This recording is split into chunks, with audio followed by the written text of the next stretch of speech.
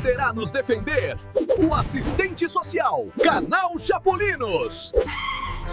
Fala de comprometimento de fala, né? Eu mesmo fui atender uma menina e achava que o comprometimento de fala era o quê? A criança autista não falar, ou ela só, ou então ela começar a falar, por exemplo, a criança que eu atendi, ela falava, hoje na escola foi macarrão, mas eu gosto muito da Barbie.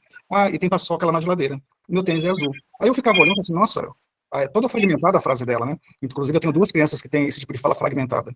E aí eu peguei, fui conversar com uma professora que trabalha comigo, né? Que eu trabalho com as professoras que são PIEs, né? Aquelas que acompanham a criança com autismo. Eu falei, nossa, ainda bem que eu sou um autista que não tem comprometimento de fala. Ela começou a rir. Ela falou assim, como não? Você só fala sobre sexo, dificuldade de aprendizado, autismo, construção e saúde. Aí eu olhei para ela e falei assim, não, eu não faço isso. Ela falou assim, fala. Se a gente vai falar sobre novela, você se levanta e sai. Sobre política, você levanta e sai. Não importa o que a gente fale, qualquer outro assunto sai fora do seu hiperfoco, você fica um pouco desconfortável e você se retira do local. E aí que eu fui ver que eu também tenho esse comprometimento de fala, né? E o autista, o problema dele é esse, a nossa fala é cansativa, porque nós sempre falamos a mesma coisa, né? E até em família, a gente repete sempre o mesmo assunto, né? Então, acaba realmente sendo desconfortável. O que eu comentei, acho que na última live, né, que a gente tenha comprometido o nosso sensorial, né? E o que a gente precisa para aprender, a criança precisa para aprender? O que a criança mais usa é a visão e a audição. E em nós, os dois são comprometidos. Então, como eu comentei, a visão, por exemplo, eu vou até tentar montar imagens que eu pedi para o Renato ver para eu poder ir nas escolas conversar com os professores que dão aula para autista. Por quê?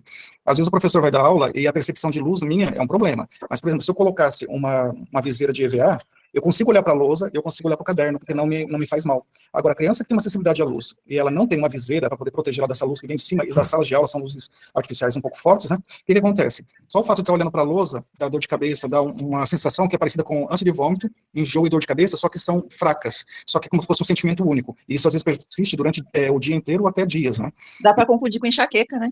Olha, autista e enxaqueca são sinônimos, porque a gente sempre está com dor de cabeça. Ou é pelo cheiro de alguma coisa, ou é por um som, ou é por um estímulo visual qualquer. Então, a gente tem muito comprometimento. Outra coisa que é interessante, por exemplo, às vezes a criança ela não tem essa sensibilidade à luz, mas ela tem sensibilidade a contraste.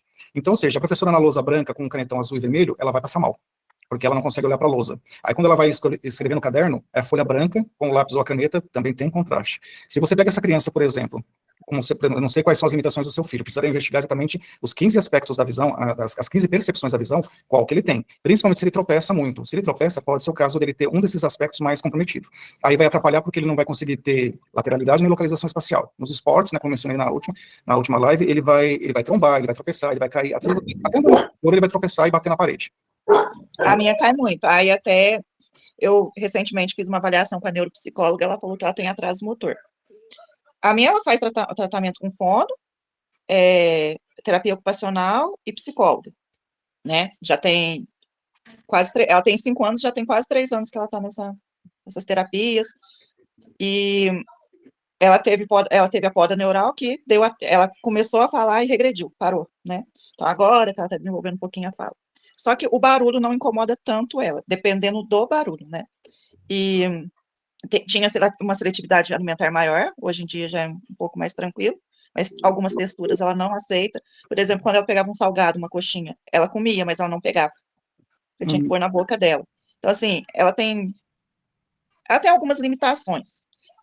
O QI dela está preservado. Ela aprende muito, mas não prende atenção. Que daí já vem o TDAH também, né? Porque aí a neuropsicóloga falou que ela teria que fazer uma avaliação aos 7 anos. Só que a neuropediatra já me falou que é certeza que ela tem TDAH, me passou para um psicopedagoga para traçar um plano de ensino, mais um tanto de... Nossa, é muita coisa, eu tô perdidinha, sabe? Ela já faz um tratamento, 5 dias da semana, ela faz terapia. E já o meu outro filho, que vai fazer 18 anos, a gente descobriu o autismo dele com 16. Porém, ele já tinha todos os traços, porém, a fala dele nossa, ele fala muito bem, ele tem um vocabulário muito enriquecido, sabe? Já é diferente da Ayla.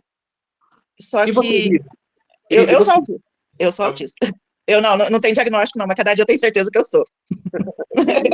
Eu não tenho diagnóstico, não, mas ó, eu sou muito. Mas agora, recentemente, eu tive um problema, né? Neurológico. Fiquei 3 dias no CTI, coisa e tal, e uma questão neurológica. Mas só que eu acredito que eu seja também, porque tudo vem de mim, tudo então, né? Eu acho que é genético. A maior parte é, Elisa, mas uma coisa para você. Se você for você tem que descobrir igual a sua filha tá passando num terapeuta ocupacional, né? Então você tem que descobrir, por exemplo, na visão, quais são os seus comprometimentos na visão. Como eu contei, a gente tem às vezes hipersensibilidade a contraste, a profundidade, a integração. Então, assim, para mim, como autista, o que é mais importante eu descobrir? Quais são meus comprometimentos sensoriais? Por exemplo, eu tenho a percepção de temperatura comprometida. Então, o calor para mim, o frio nem tanto, mas o calor para mim provoca um mal-estar que às vezes eu choro, porque eu tenho o curto-circuito meu de percepção de prurido ativado. E no calor ele aumenta muito. Então, eu sinto essas formigas andando pelo corpo de maneira mais intensa, só que eu sinto agulhadas também como se estivesse atravessando o corpo. E Eu tenho uma ardência muito forte quando eu saio no sol, e não precisa estar aquele calor insuportável. Aqui mesmo tá uma temperatura mais amena, mas eu não fico no sol, enquanto o pessoal fica tudo no sol, ai, tá frio, vamos no sol. Eu não vou, porque eu sinto uma ardência na pele. Então, provavelmente você tem uma percepção que está já comprometida. Então, você precisaria saber quais são todas que estão comprometidas, bem como uma visão, porque a gente tem uma infinidade. O terapeuta ocupacional ele tem como fazer isso. Ele vai saber exatamente quais funções suas estão comprometidas. Igual eu estava comentando, se uma criança, por exemplo, ela tem hipersensibilidade ao contraste, a professora passar conteúdo na lousa e passar no caderno, a criança vai continuar passando mal. E para a gente é difícil, passando mal, fazer alguma atividade, imagina para um pequeno que não pode, digamos, verbalizar o que está sentindo.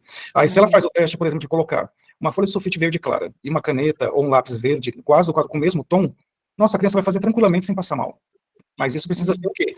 O TO precisa ver quais são os comprometimentos que você tem, e as crianças também em geral têm. No seu caso, o que pode acontecer? Nós temos muitas mulheres, porque a mulher tem um MESC muito melhor do que o homem autista. Então, às vezes você passa no psicólogo, o psicólogo fala assim, não, você não é autista. Como eu já tive vários casos de amigas que trataram depressão, transtorno bipolar, transtorno de ansiedade, e na verdade não era todos eles, mas o que acontecia? A base era o autismo. Então todas eram autistas, mas o psicólogo tratou como? Tratou como se fosse ataque de pânico, transtorno bipolar, transtorno de ansiedade, depressão. O autismo, geralmente, ele vem com um combo grande, né? Uhum. Ele viu, na verdade, os galhos, mas não viu a raiz. Então é muito importante se investigar ao fundo para entender.